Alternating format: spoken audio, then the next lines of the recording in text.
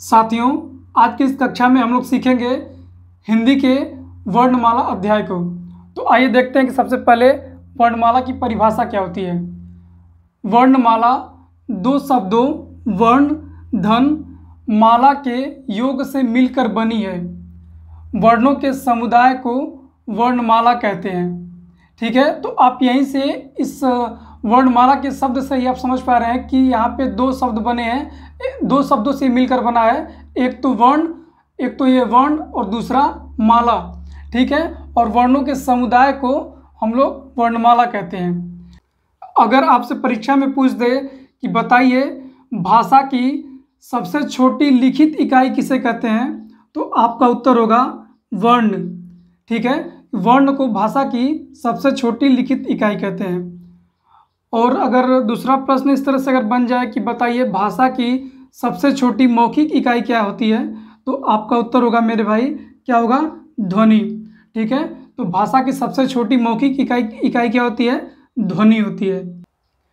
वर्तमान लेखन के आधार पर वर्णों की संख्या कितनी होती है, तो ये होती है कुल 52, जिनमें स्वर और व्यंजन दोनों के वर्ण समाहित होते हैं।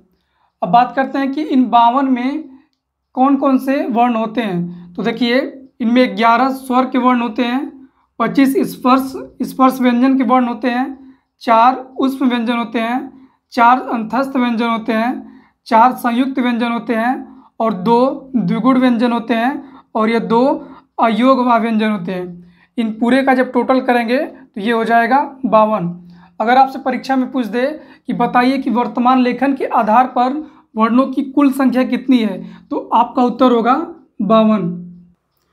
यदि आपसे परीक्षा में अगर पूछ दे कि बताइए कि उच्चारण के आधार पर वर्ण की संख्या कितनी होती है, तो आपका उत्तर होगा कि 45। ठीक है, जिनमें 10 स्वर होंगे, 27 स्पर्श व्यंजन होंगे और 4 ऊष्म व्यंजन होंगे, 4 अंतस्थ व्यंजन होंगे। इन पूरे का जब टोटल करेंगे तो ये हो जाएगा 45। तो आप कहेंगे भैया अभी तो आपने बताया था कि स्पर्श व्यंजन 25 होते हैं, तो यहाँ पे 27 कैसे हो जाएंगे। तो देखिए 27 ऐसे होते हैं कि जो 25 तो स्पर्श व्यंजन होते हैं, उनमें 2 जो द्विगुण व्यंजन होते हैं उनको भी जोड़ दिया जाता है। तो इस तरह से ये 25 जो स्पर्श व्यंजन होते हैं उनकी संख्या हो जाती है 27। तो इस तरह से अगर पूछे कि उच्चारण के आधार पर वर्ण की संख्या कितनी होती है, तो आपका उत्तर होगा 45। देखिए, अब आपको कन्फ्यूज नहीं होना है कि अगर पूछ दे कि बताइए कि वर्तमान लेखन के आधार पे वर्णों की संख्या कितनी होती है, तब तो आपको 52 लगाना है। ठीक है, 52 पे टिक करना रहेगा। लेकिन अगर वहाँ पे अगर ये शब्द अगर आपको दिख जाए उच्चारण के आधार पे, तब आपको 52 न लगा के आपको 45 पे टिक करना होगा। ठीक है मेरे भाई, तो वहाँ पे आपको कन्फ्यूज नहीं होना है। ठीक है, तो अब आइए देखते हैं, हम लोग पढ़ते हैं स्वरों का वर्गीकरण। कि सबसे पहले देखते हैं कि स्वर की परिभाषा क्या होती है। जिन वर्णों का उच्चारण स्वतंत्र रूप से होता है उन्हें स्वर कहते हैं। देखिए, यदि अगर आपसे पूछ दे कि स्वरों की संख्या कितनी होती है, तो आपका उत्तर होगा 11। कौन कौन से 11? अ, आ, छोटी ई, बड़ी ई, छोटा ऊ, बड़ा ऊ, री, ए, ओ, औ। तो ये कुल 11 हो जाते हैं स्वरों की संख्या। ठीक है, अब आइए अगला देखते हैं कि उच्चारण के आधार पर स्वरों की संख्या कितनी होती है। तो ये उच्चारण के आधार पर अगर पूछे तब आपका आंसर होगा 10।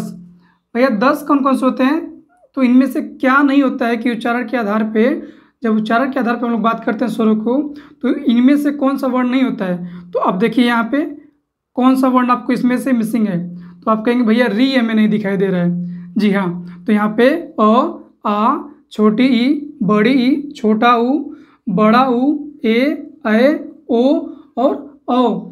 ये सब ये जो बाकी के ये जो 10 हैं, ये उच्चारण के आधार पे तो होते हैं स्वर में, लेकिन री नहीं होता है।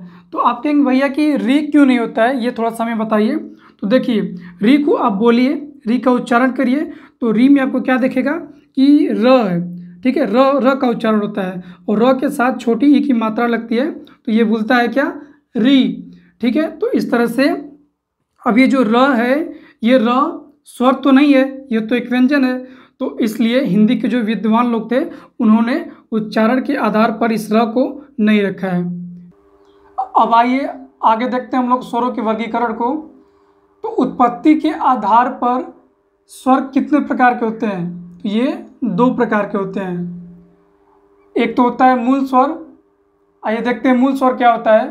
तो जो वर्ण एक खंड के योग से मिलकर बनते हैं उन्हें मूल स्वर कहते हैं। ठीक है, जो वर्ण एक खंड के योग से मिलकर बने उन्हें हम लोग मूल स्वर कहते हैं। अब इनकी संख्या क्या होती है? तो इनकी संख्या 4 होती है। कौन कौन से? अ, छोटी ई, छोटा ऊ और री। तो ये अ, ई, उ और री को मूल स्वर कहते हैं। ठीक है, और अगर परीक्षा में अगर पूछ दी जाए कि मूल स्वरों की संख्या क्या होती है तो आपका उत्तर हो जाएगा 4। इसका दूसरा प्रकार है संधि स्वर। तो देखते हैं कि संधि स्वर क्या होती है। जो वर्ण 2 खंड के योग से मिलकर बनते हैं उन्हें संधि स्वर कहते हैं। ठीक है, यानी कि 2 खंड के योग से जो मिलकर बनते हैं उन्हें हम लोग संधि स्वर कहते हैं। अब इसके 2 भेद होते हैं। कितने भेद होते हैं? तो संधि स्वर के 2 भेद होते हैं। कौन कौन से? एक तो होता है सजातीय स्वर और दूसरा होता है विजातीय स्वर। अब आइए इन दोनों के बारे में एक एक करके बहुत ही अच्छे से समझते हैं। जो वर्ण समान जाति के योग से निर्मित हो उन्हें क्या कहेंगे? उन्हें सजातीय स्वर कहेंगे। ठीक है, अब अगर आपसे पूछ दी जाए कि इनकी संख्या क्या होती है तो इनकी संख्या मेरे भाई 3 होती है। कौन कौन सी? आ, बड़ी ई और बड़ा ऊ। अब ये समान जाति के कहने का क्या मतलब है? देखिए, ये जो आ है ये अ और अ के योग से मिलकर बनेगा।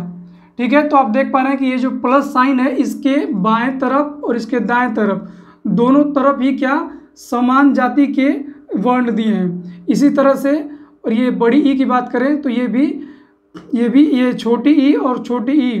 ठीक है, ये दोनों एक समान जाति के योग से ये बड़ी ई बना है और इसी तरह से ये बड़ा ऊ भी समान जाति के योग से बना है।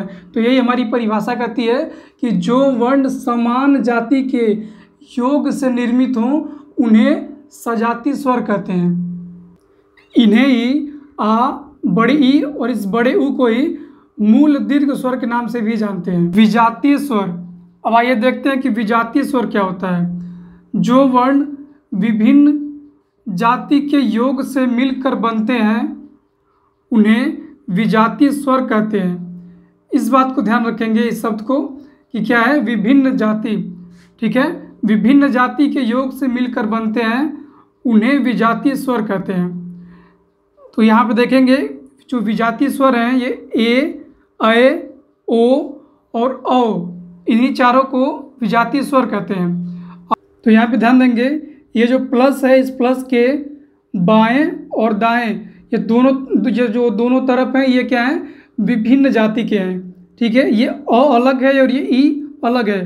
तो यही कहने का मतलब है कि जो विभिन्न जाति के योग से बने उन्हें हम लोग क्या कहते हैं? तो विजातीय स्वर कहते हैं। इसी प्रकार से ये जो अ है ये अ और ए के योग से बनेगा और ये ओ अ और उ के योग से बनेगा और ये औ जो है ये अ और ओ के योग से बनेगा। ठीक है, और इन्हें ही हम लोग क्या कहते हैं? संयुक्त स्वर कहते हैं। अगर परीक्षा में विजातीय स्वर न देके संयुक्त स्वर पूछ ले तो आपको कंफ्यूज नहीं होना है। ठीक है, संयुक्त स्वर और विजातीय स्वर दोनों एक ही को कहते हैं।